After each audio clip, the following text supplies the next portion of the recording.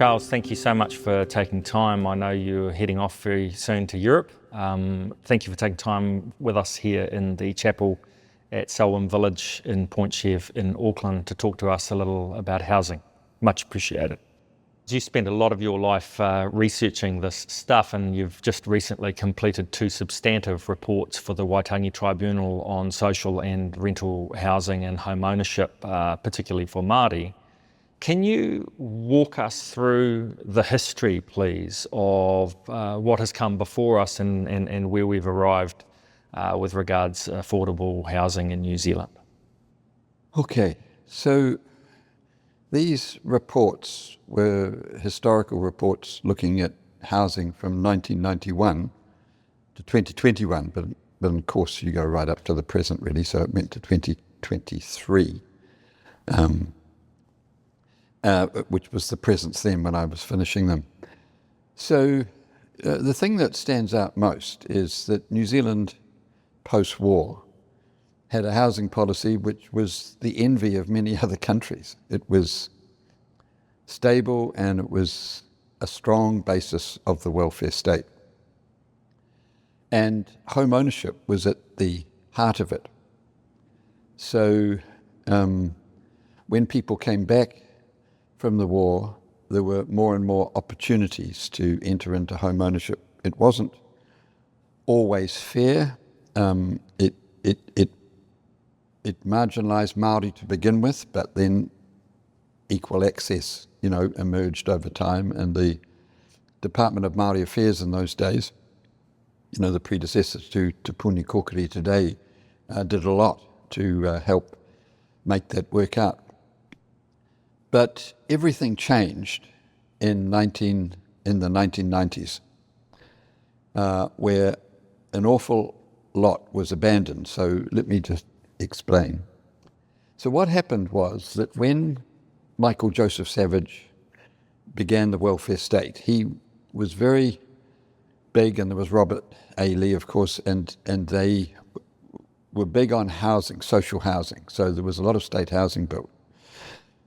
But they also reinvigorated the State Advances Corporation and made home ownership available, and people could buy their state houses too, and pay for them slowly, and mortgages were arranged. But it really got going much more strongly when Sid Holland, the first national Prime Minister, came in. He really pushed for home ownership in a really big way, and sort of put it on steroids a bit, really. And they used to have 4.75% loans. And he, in a sense, emphasised home ownership and de-emphasised social housing. So that's when social housing began to get a stigmatisation. It wasn't stigmatised before that. The whole idea of what Michael Joseph Savage and that government set in place was that social housing was open to anyone, as it is in Germany and Holland and these places. So middle-class people could be in social housing, and it didn't have the stigma. But anyway, it changed under that. But Labour then, when they came in under Walter Nash, started out-competing the National Party and reduced the percentage you paid on a state advances mortgage to 3%, which people remember today, the 3% loans, and also introduced the family benefit as a deposit, and it made it really accessible. So in actual fact, what the government was doing by the 1960s was contributing, it seems unbelievable today, about 30% of the price of an average priced house in New Zealand if you were wanting to buy. And they were running alongside that state housing, which was state housing for life. So there was extraordinary security. Even if you were on a benefit, you could get into home ownership. On the lowest incomes, you could get into home ownership, and you'd be able to pay it off over the course of your lifetime. And you could capitalise the family benefit. Now, what happened is the family benefit then began to reduce in its, inflation began to set in. There were a number of shocks that New Zealand experienced. Britain joined the EEC, as it was, it became the EU, the Economic Common Market, and so the French and the Danes put restrictions on butter and a lot of the things that we sold to Europe. There was also 2 oil shocks, which really affected New Zealand. Now, what was interesting was that Labour and National, as they came in and out of government, were out competing each other to try and keep a high level of commitment to home ownership.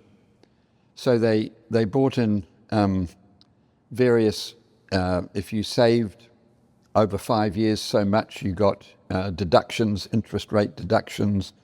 They had all sorts of schemes to keep lifting it, so that by 1984, the family benefit was actually only worth about 7%. I said it was 30 before. It was only worth about 7% of a house. But all the extra subsidies that you could get, you had post office bank accounts, special interest rates, deductions if you save for 5 years, etc., etc. By 1984, the government was still contributing about 20% of the price of an average house if you access those deductions. So home ownership really grew. It of course, Pākehā Europeans it had advantage. It was still, a fairly colonial approach, but Māori were over 50% into home ownership, and Pākehā were near 70%. So in 1991, a national government came in and changed everything. And this basically is the roots of the housing problem that we have today. The government owned $2.4 billion in mortgages that they were making available to people to help them. And they sold them off to the private sector. 2.4 billion asset sales. It was the second largest asset sale. The biggest one was telecom, which was about twice that amount. All the rest, which people complained about, like Air New Zealand, the Post Office Savings Bank, those asset sales were minuscule by comparison to the mortgages. 2.4 billion were sold off, and to the private sector, which was and the access to home ownership just reduced massively, so that what we've got from 1991 to the current time is basically where we had about 3/4 of the population in some form of home ownership, mainly with a mortgage, but some form of home ownership. It's now about 2/3. And it's on the way down because the cohorts coming through, the younger generations coming through, can't afford, and the assistance is very small indeed. There are policies like progressive home ownership, but the assistance is minimal, and they're actually not even funding that at this present time. So what's happened is there's been this huge change, and renting has increased to about, close to 1/3 of the population living now in rentals. And most of those, some of those are state houses, of course, but the vast majority are private rentals, and they're subject to the vicissitudes of the market, just what's going on. And in actual fact, inflation in rental prices has been going at a higher rate than inflation in mortgages. So just hugely disadvantaged. So that's the fundamental structural change. Charles, I'd really appreciate it if you could give a perspective on the benefits of home ownership as compared and contrasted with intergenerational renting and that sort of concept of, I suppose, equity versus paying rent for your whole life. What does that look like from your perspective? Now, a lot of people say, well, what does it matter? If you're housed, you're housed. Well, there's a huge difference, because what we're developing now is an asset class, about 60%. It's moving in the direction of a 60% asset class, and it's going towards a 40% non-asset class. And in a sense, we're stripping people of assets. And the people that get stripped first are Māori and Pacific people and low-income Europeans park out. And this process is not being arrested by either government. They're building a lot more social housing. Well, they were building a lot more social housing. Labour built a whole lot more social housing. But the rules have changed. They're no longer a house for life. There's a house you have now when you're in need, for as long as you're in need. So there's a disincentive to improve yourself. If you improve your income, you've got to move out of the house. And often the difference between an income-related rent, which you get in a state house, and a market rent is so great that the whole incentive is not to improve your life. It's a malign incentive. And so we've got a housing policy that's just completely out of skew. And so that's the critical part. Now, when people don't have assets, they're at huge disadvantages. Firstly, if there's an economic shock or a crisis like a pandemic, a person with a mortgage can make arrangements, for example, for a mortgage holiday, pay different interest rates. There's things you can do, if you negotiate with the bank or whatever. Throughout the pandemic, while some businesses got relief on their rents, very, very few people living in residential rental situations got any reduction on their rent. And the rents are very high. Many of these people are paying more than 40% of household income. That's all the income in the house. They're paying more than 40%. And so it's extremely difficult. The other thing is, it doesn't create independence for the people. And it doesn't lead to intergenerational wealth. So when people own their own homes, they build an asset, and parents often want to help their kids, and so they use it to either guarantee a loan or to help their next generation into housing, and it keeps it all independent of the state. So it's not coming out of people's taxes. It helps families, take responsibility to help others. Now, not all families can do that, but a lot do.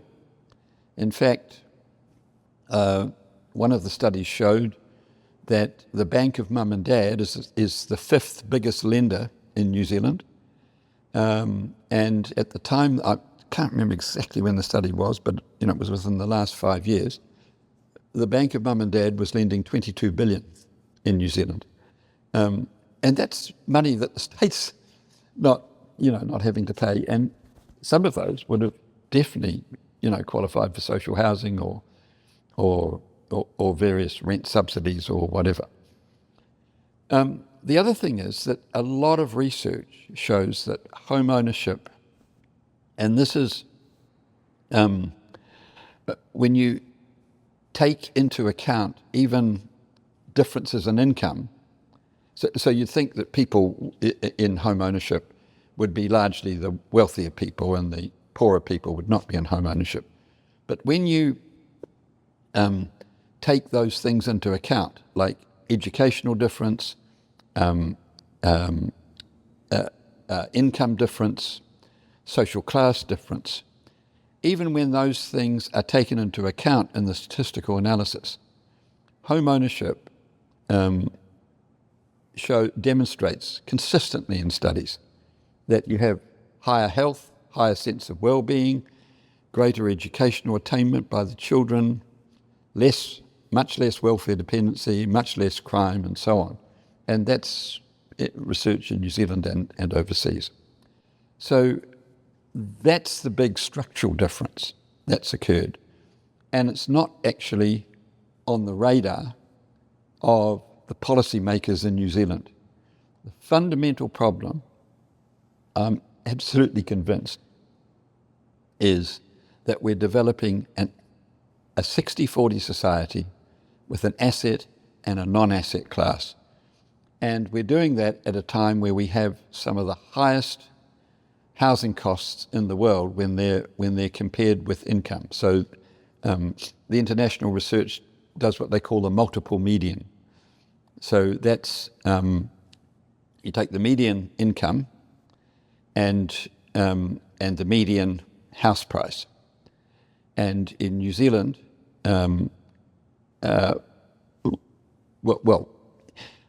it's considered affordable when you have 3 times or less. If the median house price is less than 3 times the annual income, then that's considered affordable internationally. New Zealand varies between 7 and 8 times. It's just really extreme. Australia and New Zealand are the 2 most unaffordable OECD countries for housing in the world. So we've got serious problems. We've got to address them, and leaving them to landlords and developers means that these people are simply seeking profit for themselves. I mean, it's a business for them. I'm not making a judgment about that. That's just the name of the game. And what's happening is that those prices are just way out of whack by comparison to other countries, and they will continue to be so unless we make a fundamental structural change. I think one of the big problems we've got is that both our political parties, the 2 main parties, National and Labour, have ideological commitments around housing, which are really unhelpful. Both of them are unhelpful. So for National, they're very strong on the market and they want the market to work to sort the thing out. For Labour, they're very strong on state housing and providing more state housing as a solution to the housing problem. Neither of these things are working at the moment, and there needs to be major adjustments, and we should be getting cross-party agreements when we have such a crisis going on in housing in the country. So the problem with the market is that it's not working. It's not working in a competitive way. It's completely overpriced, and that in any study, comparative international study, New Zealand is just completely out of whack. So the market side, just leaving it to the market, is inadequate. It needs some form of intervention. So we'll come back to that. Social housing is now not what it used to be. You've only got a house for as long as you're in need, and then you're kicked out. So there's no housing security in that, and you're just back into the rental market, and the rental inflation in this country is not affordable for people, for low incomes and even low middle incomes. It's not affordable. Many of these people are paying over 40% of household income. So we need our politicians to actually start thinking about the people in need as opposed to their ideologies, and start working together. Now, a critical group are the CHIPs, the community housing providers. They're a critical group because they're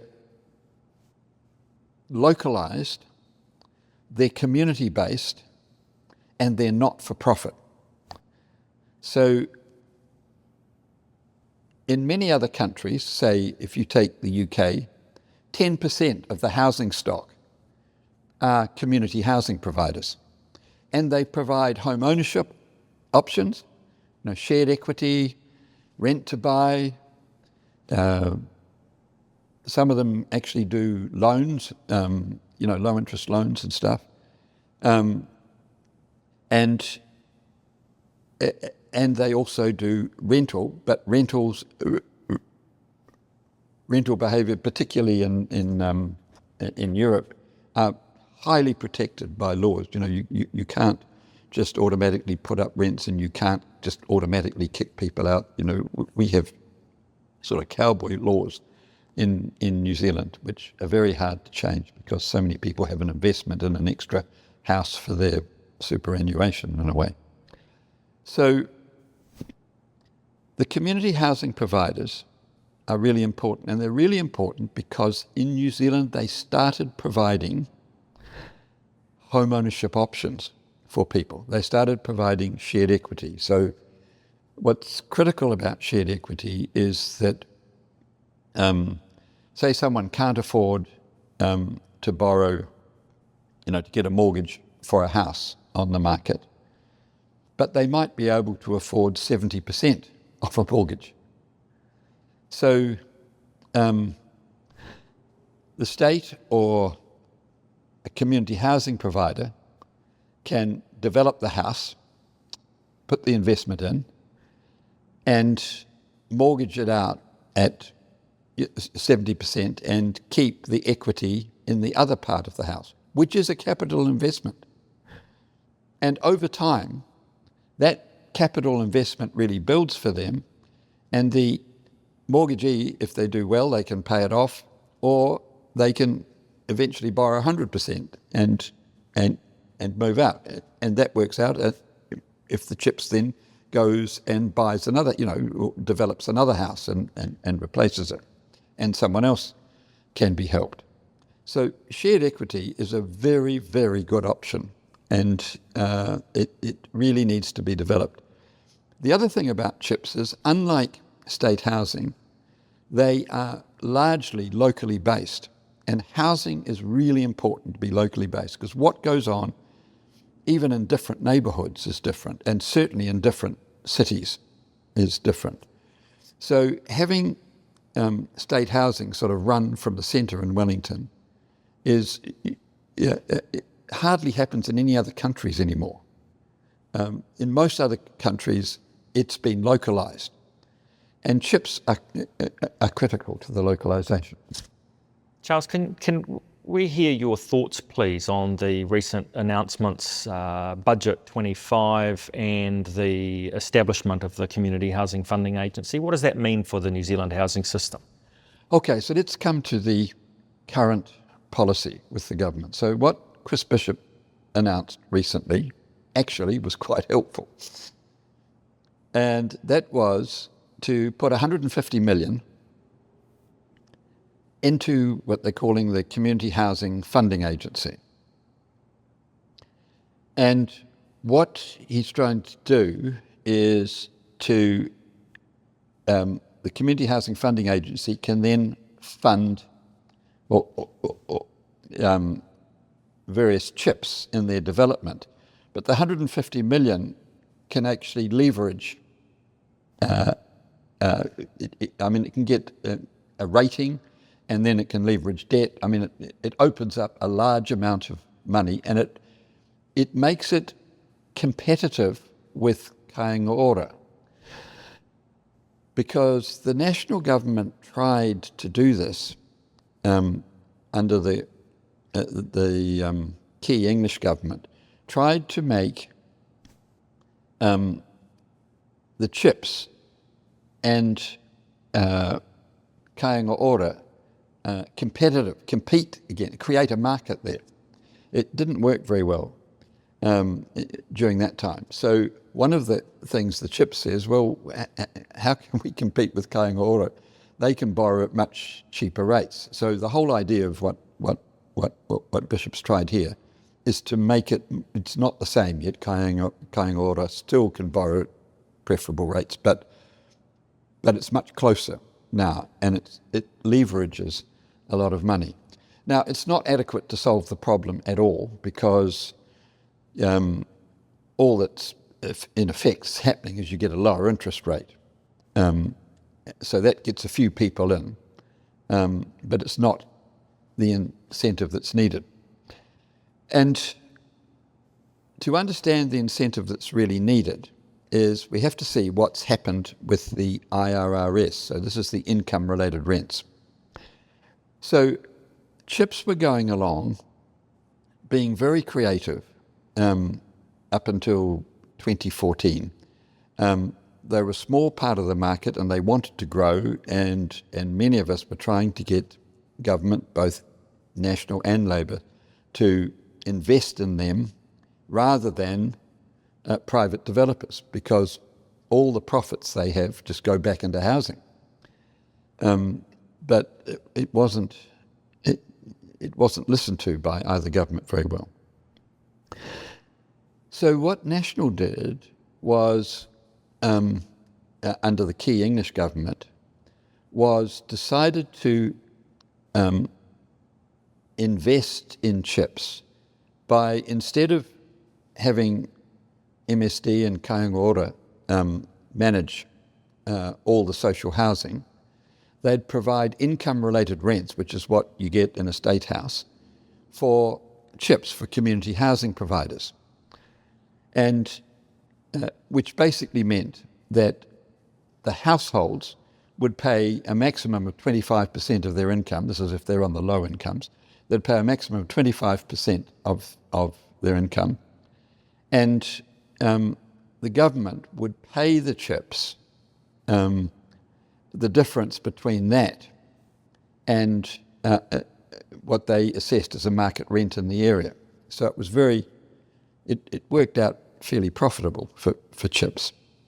And what it's done is it stopped practically all the home ownership work, and people now in CHIPs are chasing the IRRS because of the money, and it means that they've now become a sort of arm of the Ministry of Social Development. They don't any longer have the range of clients. If CHIPs were really good because you had some middle class people, some people really struggling, but overall there was strength. It wasn't stigmatized, and they had home ownership options. The home ownership options have almost all disappeared, and the IRRS is there, and it's not actually providing security for everybody, because once you reach a certain income, you've got to leave, unless there are children or whatever. But the children grow. Eventually, people have got to leave, and you haven't solved the security. You haven't. Housing's about lifetimes. It's intergenerational, and it's important, fella. So it's not solving the problem, and it's skewed CHIPs in this way, which is really unfortunate.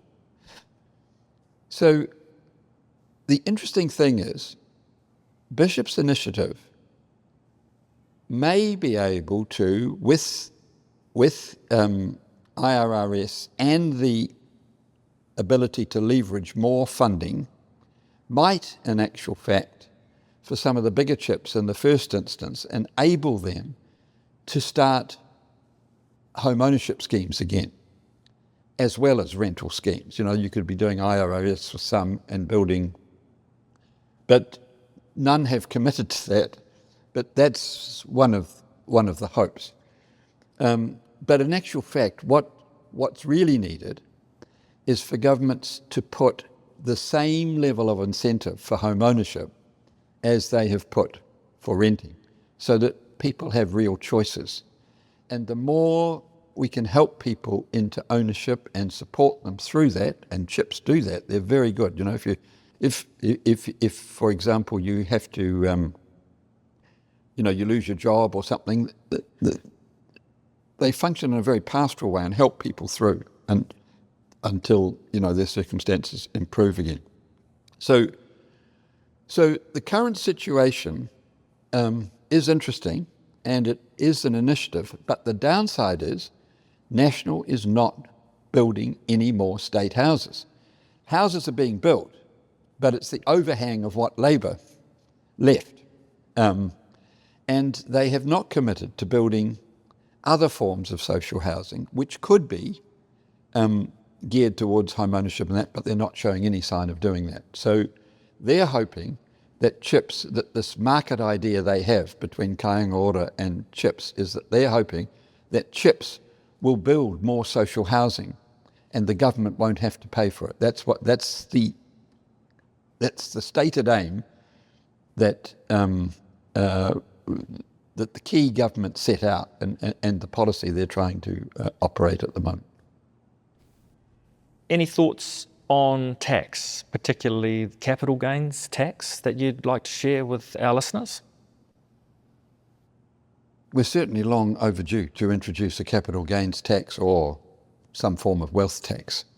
And if it's a capital gains tax, it is important that it doesn't include the immediate family home, but for other things. It will not solve the problem quickly. It takes time for a capital gains tax to, it takes decades, in fact, for it to really be hugely effective. And it's really important that there aren't a whole lot of exceptions for it to work.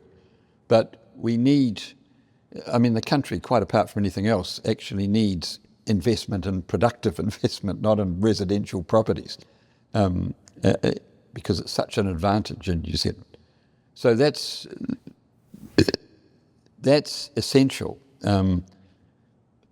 There is a problem getting it over the political line, of course, which is why both sides of the House haven't introduced it. But it's standard in practically every other like country, and it's about time our politicians had the courage to do it. And they need to do it, and they not just announce it, they need to argue for it, and they need to win the electorate over for it. And the way to do that is to talk about housing and talk about homes as opposed to housing products and these things. And I think there's an openness for Kiwis, and they can see that it's very unfair that you can make wealth through assets and not be taxed, and you're taxed on salaries and wages.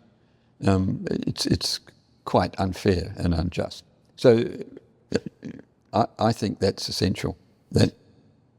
Could you talk briefly, Charles, because you've got a unique international and domestic sort of overview of things like inclusionary zoning and progressive home ownership, because we appreciate that if the schemes aren't well designed, they can not only do good, but sometimes do harm.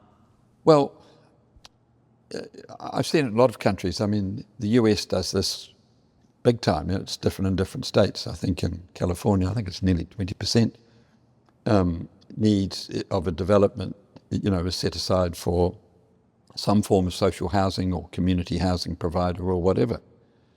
And they're also encouraged to scatter them through the development and not make them stigmatised in any way.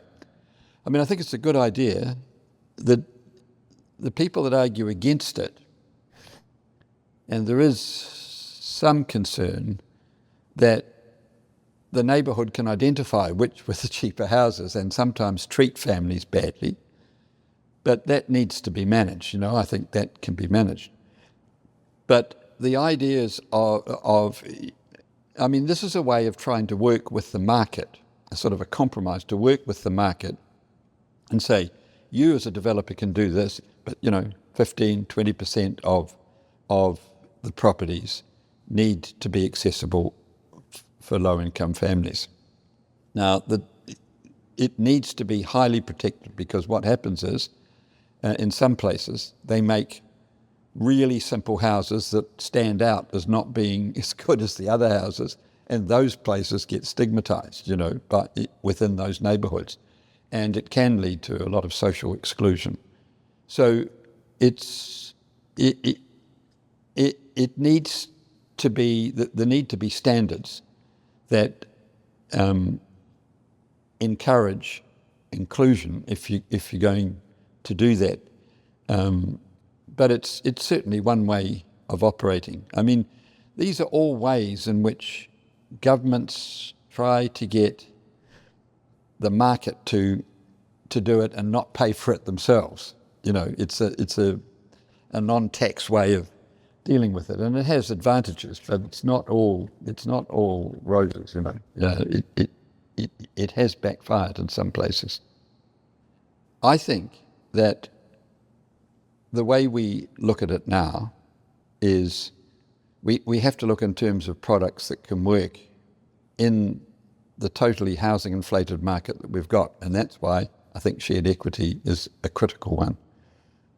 Rent to buy is good too. What would be great is everyone in the state house, if they wanted to, maybe you wait 2 or 3 years, and if people are responsible and paying their rent and stuff, they can then move on to a proportion of that rent